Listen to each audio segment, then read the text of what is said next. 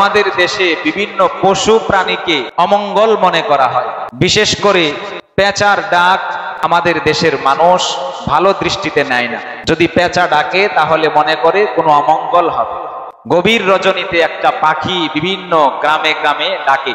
যখন গ্রীষ্মকাল শুরু হয় তখন ওই প্রাণীটা ডাকে। রাতের বেলায় যদি ওই ঘুঘু পাখি ডাকে তাহলে আমাদের দেশের কিছু মানুষ এটাকে অমঙ্গলের কারণ মনে করে। ঠিক তদ্রূপ ভাবে আমাদের দেশের অনেক মানুষ মুরব্বী অনেক মানুষ বিভিন্ন দিনকে তারা অমঙ্গল মনে করে। শনিবার মঙ্গলবারকে তারা অমঙ্গলের কারণ মনে করে। একটা তো হলো হিন্দু সমাজের প্রথা, হিন্দু সমাজ নিয়ে কথা নয়, মুসলিম সমাজ নিয়ে কথা। বিভিন্ন মুরব্বীরা বলে থাকে গর্ভবতী নারী শনিবারে কোথাও যেন না যায়, গর্ভবতী নারী মঙ্গলবারে যেন কোথাও না যায়। এই দিনগুলো অমঙ্গলের কারণ। ঠিক তদ্রূপ ভাবে আমাদের দেশে আরেকটা কুসংস্কার প্রচলিত আছে। নতুন বর যখন বউকে আনার জন্য বিয়ে করতে যায়, বিয়ে বাড়িতে যায়, তখন সে যখন নিজের ঘর থেকে বের হয় মুরব্বীরা পিছন থেকে বলে দেয় তুমি পিছনের দিকে ফিরে তাকাবে না। পিছনের দিকে ফিরে তাকানো এটা অমঙ্গলের কারণ। এভাবে অনেক কুসংস্কার আমাদের দেশেও প্রচলিত, অশুভ লক্ষণ আমাদের দেশেও প্রচলিত।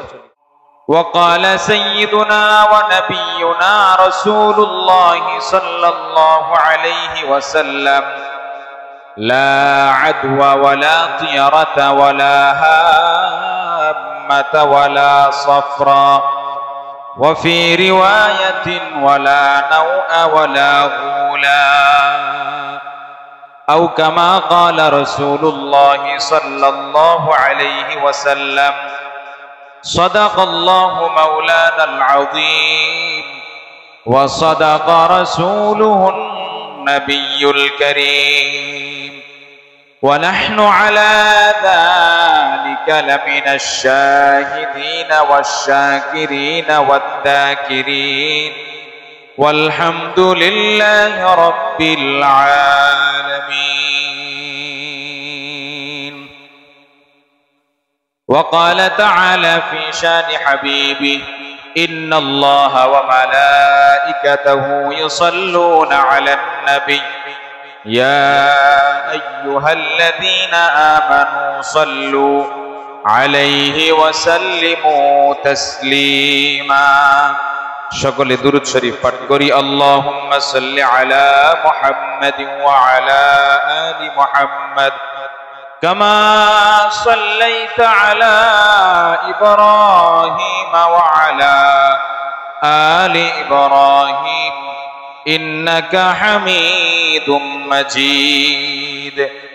আল্লাহুম্মা বারিক আলা মুহাম্মাদিন ওয়া আলা আলি মুহাম্মাদ كما باركت على إبراهيم وعلى آل إبراهيم إنك حميد مجيد. जगह जी लगाने की दुनिया नहीं है, ये इबरत की जाहे तमाशा नहीं है.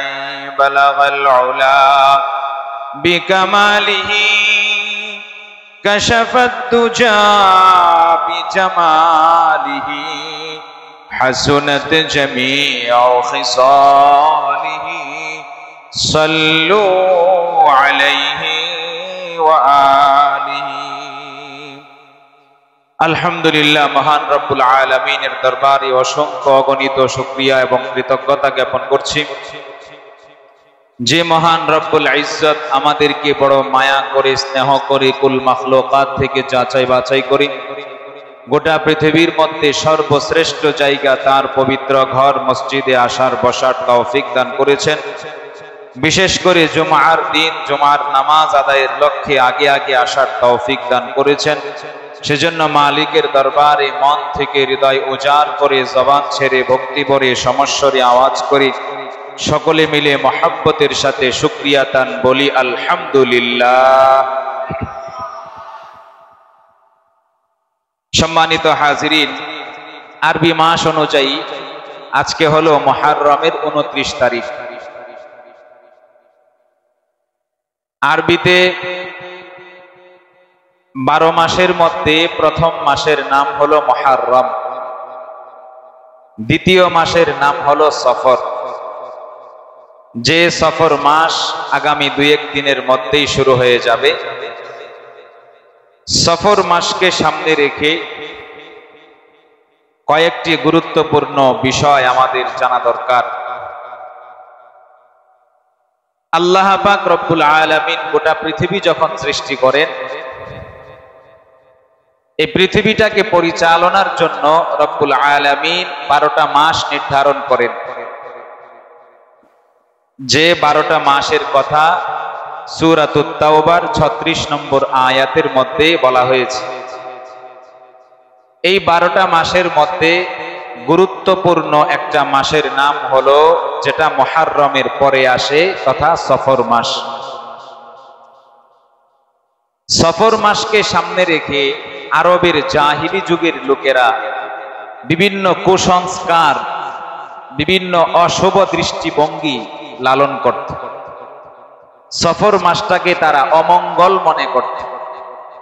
সফর মাসে বিভিন্ন অশুভ হয়, অমঙ্গল হয়, এই ধরনের কুসংস্কার আরবের জাহিলি যুগে প্রচলিত ছিল।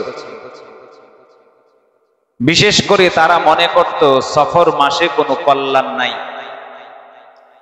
সফর মাসে মানুষের ব্যবসা বাণিজ্যে বরকত হয় না। সফর মাসে মানুষ যদি কোথাও কোনো উদ্দেশ্যে বের হয় তাহলে অমঙ্গল হয়। স্বামী স্ত্রীর মধ্যে ঝগড়া হয়, স্বামী স্ত্রীর মধ্যে বিভেদ সৃষ্টি হয়, মানুষের মৃত্যুর সংখ্যা সফর মাসে বেড়ে যায়।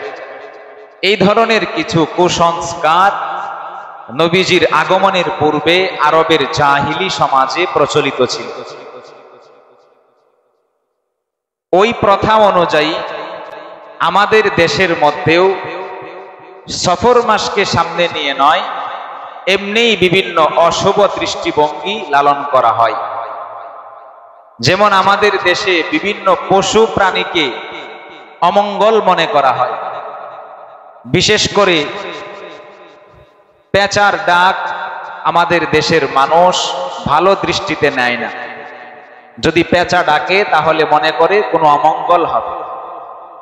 গভীর রজনীতে একটা পাখি বিভিন্ন গ্রামে গ্রামে ডাকে। যখন গ্রীষ্মকাল শুরু হয় তখন ওই প্রাণীটা ডাকে। রাতের বেলায় যদি ওই ঘুঘু পাখি ডাকে তাহলে আমাদের দেশের কিছু মানুষ এটাকে অমঙ্গলের কারণ মনে করে। ঠিক তদ্রূপ ভাবে আমাদের দেশের অনেক মানুষ মুরব্বী, অনেক মানুষ বিভিন্ন দিনকে তারা অমঙ্গল মনে করে। শনিবার, মঙ্গলবারকে তারা অমঙ্গলের কারণ মনে করে। একটা তো হলো হিন্দু সমাজের প্রথা, হিন্দু সমাজ নিয়ে কথা নয়, মুসলিম সমাজ নিয়ে কথা। বিভিন্ন মুরব্বীরা বলে থাকে গর্ভবতী নারী শনিবারে কোথাও যেন না যায়, গর্ভবতী নারী মঙ্গলবারে যেন কোথাও না যায়। এই দিনগুলো অমঙ্গলের কারণ। ঠিক তদ্রূপ ভাবে আমাদের দেশে আরেকটা কুসংস্কার প্রচলিত আছে। নতুন বর যখন বউকে আনার জন্য বিয়ে করতে যায়, বিয়ে বাড়িতে যায়, তখন সে যখন নিজের ঘর থেকে বের হয়, মুরব্বীরা পিছন থেকে বলে দেয় তুমি পিছনের দিকে ফিরে তাকাবে না। পিছনের দিকে ফিরে তাকানো এটা অমঙ্গলের কারণ। এভাবে অনেক কুসংস্কার আমাদের দেশেও প্রচলিত, অশুভ লক্ষণ আমাদের দেশেও প্রচলিত। এই কারণে আপনাদের সামনে সফর মাসকে সামনে রেখে আমাদের সমাজে বিভিন্ন অশুভ দৃষ্টিভঙ্গি, বিভিন্ন কুলক্ষণ, অমঙ্গল নিয়ে আলোচনা করব কোরআন এবং হাদিস থেকে। প্রথম কথা, সর্বপ্রথম এই অমঙ্গল বলে কিছু আছে, অলক্ষণ বলে কিছু আছে, এই ধারণা সৃষ্টি হয় ফেরাউনের যুগে। যখন মূসা আলাইহিস সালামকে দুনিয়াতে পাঠানো হয়েছিল, মূসা আলাইহিস সালাম যে বাতিলের মোকাবেলায় আগমন করেছিলেন সেই বাতিলের নাম ছিল ফেরাউন। ফেরাউনের অনুসারীদেরকে কিপ্তি বলা হতো, মূসা আলাইহিস সালামের অনুসারীদেরকে বনি ইসরাইল বলা হতো। ফেরাউনের সম্প্রদায় যারা মূসা আলাইহিস সালামের উপর ঈমান আনয়ন করে নাই, তাদের মধ্যে একটা অভ্যাস চালু হয়েছিল, যদি কোনো বছর প্রচুর পরিমাণে বৃষ্টিপাত হতো তাহলে তারা বলতো এটা আমাদের কারণেই হয়েছে। যদি কোনো বছর বৃষ্টি তেমন না হতো তাহলে বলতো এটা মূসা এবং তার জাতি বনি ইসরাইলের কারণেই হয়েছে। অর্থাৎ তারা মূসা এবং বনি ইসরাইলকে অমঙ্গলের কারণ মনে করত। যে বছর ফলন ভালো হতো তারা বলতো এই বছর আমাদের কারণেই ফলন ভালো হয়েছে। যে বছর ফলন ভালো হতো না, ফসল ভালো হতো না, ওই বছর তারা বলতো এটা মূসা এবং তার জাতি বনি ইসরাইলের কারণেই হয়েছে।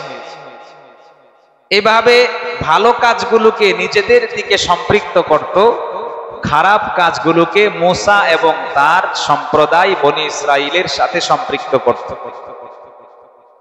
যেমন আমাদের দেশের বিভিন্ন গুণীজন ব্যক্তি বিভিন্ন সময় বলেছিল এবছর মা দুর্গার কারণে ফসল ভালো হয়েছে।